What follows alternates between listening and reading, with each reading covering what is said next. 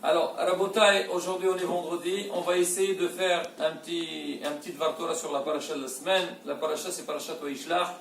C'est une paracha qui est pleine d'événements, mais on voit beaucoup de problèmes. Pour Yaakov Avinu, on voit qu'il passe donc d'une rencontre à une autre, mais vraiment des difficultés graves. Au début, il a besoin de rencontrer son frère Esav, comment faire pour pour le détourner. Après le malach, après le problème de Dina, ainsi de suite. Yaakov, on sait, c'est quelqu'un, on dit que c'est Behir Shiva Avot. Lui, c'était un des meilleurs des Avot. C'était Nemet Yaakov, et qu'a priori, Yaakov, c'est quelqu'un qui devait avoir la vie tranquille. Parce qu'on dit Yaakov Ishtam, Yoshev Ohalim. Mais on voit qu'Hachem, il n'a pas lâché, et justement, on dit Adam, La'amal Yulad. L'homme, il vient dans ce monde. Il a, on va dire, des difficultés. On dit, bon, on espère qu'il n'y a pas des épreuves, mais quoi qu'il arrive, l'homme, il faut qu'il soit préparé à tout ça. Maintenant, quand on voit les épreuves qu'il a Yaakov Avinu, a priori, c'est des épreuves qui lui tombent du ciel. Et des fois, il a besoin de se défendre, comme on avait avec son frère Aïssa, pour la bracha, pour la bechora, mais on voit un détail dans la paracha qu'a priori, Yaakov Avinu, on va dire que lui-même il a cherché les problèmes. C'est quoi? C'est l'histoire avec le malach. La Torah nous dit Yaakov Avinu, Wayiwater Yaakov levado, Wayiaver Ish'imo. Alors Yaakov il était seul, il y avait un homme qui est venu pour faire la bagarre avec lui. Hachamim nous explique c'était qui? C'était Sarosh el-Esav. C'était l'ange de Esav parce que chaque personne dans ce monde, il a un ministre dans le ciel qui le représente. Alors maintenant on dit, pourquoi il a pu l'attaquer seulement à ce moment-là? Parce qu'il était de retour, il était seul, puis quand il est seul la nuit, donc on peut se faire attaquer. Alors ils me disent, qu'est-ce qu'il faisait Yaakov Avinu seul? Voilà, il est parti avec toute sa famille. On dit parce qu'il avait oublié, parce que lui il a passé le fleuve, et après il s'est rendu compte qu'il avait oublié quelque chose. C'était quoi? C'était des petites fioles. Et Yaakov Avinu, il est retourné pour chercher les fioles. Alors ils me disent, mais attends, pour des fioles, Yaakov, tu te mets dans un état de danger. Yaakov Ben Ara, il était très riche.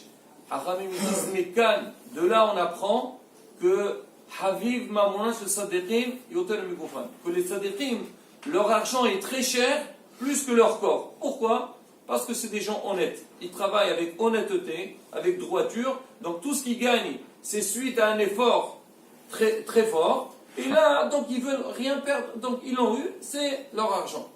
Alors maintenant, Hachamim, ils ont posé la question, d'où on a eu que Yaakov Avinu, c'était des fioles. Alors il y a Rabbeinu Behaye, il dit Al-Tiqre, ne dit pas les vado, dit les cadeaux. C'est quoi cadeau? C'est kad. Kadim, on dit kadim, c'est des petites fioles. Kad, c'est une jarre, on a vu avec Rifka et Meno. Donc c'était des petites fioles.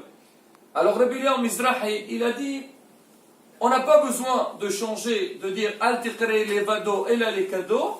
On peut dire que vraiment le mot bad, il peut avoir le sens avec de l'huile. C'est ce qu'on en dit toujours dans les Mishnayot, dans la Gemara. On dit betabad. C'est quoi betabad? C'est l'endroit dans lequel on presse l'huile. Alors maintenant on dit Yaakov Avinu levado, il est parti chercher donc l'ustensile dans lequel on met l'huile, qui est donc la fiole d'huile. Donc de là on voit, on comprend que Yaakov Avinu, quand il est retourné pour des petites fioles. Maintenant, Hachamim disent d'accord, mais Yaakov Avinu, tu sais très bien, Adam c'est marqué, l'homme il doit faire attention, Hasvi Shalom, de ne pas être endommagé. C'est quoi qui a fait que malgré tout, que Yaakov Avinu, il s'est dit, je suis obligé de partir? On dit qu'on a vu dans la paracha de la semaine dernière, parachat Vayesé, Yaakov Avinu, il a dormi. Et quand il s'est réveillé, il a dit Wayom achen yesh Hashem b'makom hazeh, il y a Kadosh Baruch dans cet endroit-là, et il a fait un vœu, et il a fait un autel, il a fait un misbéach. Et qu'est-ce qu'on voit dans la Torah? On dit que Yaakov Avinu, il a versé de l'huile.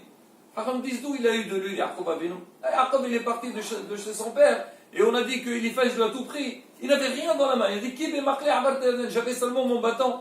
Alors Yaakov Avinu, d'où il a eu le sheven? On dit il y a eu un nes. Quand il s'est réveillé, il a trouvé de l'huile à côté de lui. Et il a pris cette huile-là et il a versé sur le misbéach, sur l'autel, pour faire ce qu'il devait faire. Et une fois que Yaakov Avinu il a fait ça, il a dit cette huile-là, je veux la prendre. Et on raconte dans la Gemara que cette huile, plus tard, elle a servi à beaucoup de choses. Elle a servi dans le Beth Amikdash. Il y a pas mal d'événements qu'on dit que c'était avec cette huile de Yaakov Avinu. Maintenant, Yaakov Avinu, quand il est parti chez Lavan, il était de retour. Il avait toujours donc ces fioles d'huile avec lui, il devait les garder pour plus tard.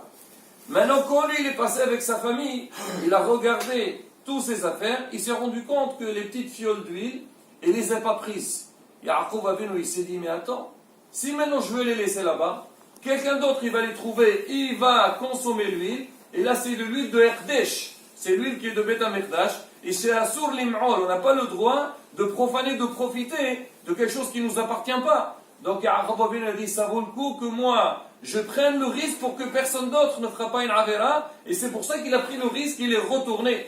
Ah, maintenant on dit, le fait que Yaakov Avinu il est retourné pour une mitzvah, on dit Shlohem mitzvah enam lezochim, quelqu'un qui est shaliach, tu vas aller dans une mission pour faire une mitzvah, tu vas partir pour une mitzvah, on dit enam lezochim, on n'est pas endommagé. Donc Yaakov Avinu dans sa tête, il s'est dit, moi je sais, je vais partir dans un endroit qui est un peu risqué, je pourrais être dans une situation délicate, mais je sais que je serai protégé. Et effectivement, on a vu qu'il a rencontré le malach il a essayé de lui faire du mal, il n'a pas réussi, et donc c'est pour ça Yaakov qui a été épargné. Achamim disent alors, si Behemet, Yaakov était épargné parce qu'il était en train de faire une mitzvah, pourquoi il a donné un coup sur le pied? C'est marqué Yaakov Avinu, après il boitait, parce que le malach il a donné un coup. Alors on dit pourquoi? Ça parce que Yaakov il a quand même négligé sur le fait que normalement des choses comme ça, des fioles d'huile qui sont kodesh, faire très attention, ne pas les laisser n'importe où. Il fallait les garder sur toi, Yaakov Avinu. Mais pour cette négligence-là, c'est pour ça qu'il était un petit peu négligé. Maintenant, Rabotai, comment on confirme tout ce qu'on vient de dire? Parce qu'a priori, on pourrait se poser la question, comment on peut dire qu'Yaakov Avinu il a oublié quelque chose? C'est marqué Yaakov Avinu, il a tout ce qu'il avait, il a pris avec lui. Et il a pris avec lui tout ce qu'il avait. Alors maintenant, si tu dis qu'il a pris tout ce qu'il avait, normalement rien ne devait rester. Mais là, la bouteille c'est différent. Tout ce qui lui appartenait à lui, il a pris avec lui. Mais la fiole d'huile ne lui appartenait pas. Elle appartient au Kodesh. C'est pour ça que malgré qu'on a dit qu'Yaakov il a pris tout ce qu'il avait avec lui, il restait quand même cette fiole-là. Et il était obligé de retourner la chercher. Le Maharshal explique, il dit, par cet effort-là, par Misirut Nefesh, que Yaakov Avinu il est retourné pour chercher les fioles d'huile, on a mérité plus tard, à l'époque des Hashmonaïm, bientôt à la fête de Hanouka, qu'Hachem nous a fait le Nes, et on a trouvé donc une fiole d'huile pour pouvoir faire, pour allumer donc la menorah dans le Beth Amikdash, et que c'est une mitzvah qui est restée éternellement. Donc la beauté, on voit de là, c'est quoi Misirut Nefesh, quelqu'un pour les mitzvot, quand quelqu'un il s'efforce, la Bezat Hashem il sera protégé. Et autre chose, la beauté qui est très important, ce qu'on appelle chez nous l'argent cachère. L'argent cachère, comme quelque chose qui est cachère, quelque chose qui est propre, là la beauté, l'homme, justement, c'est quelque chose qui est très cher, et Hachem, il nous protège pour les bonnes choses qu'on fait. Et la façon que Hachem a de votre chemin, donc de faire toujours les bonnes choses comme il se doit, et on soit zoré les Géoula, Merabe Ameno. Shabbat Shalom.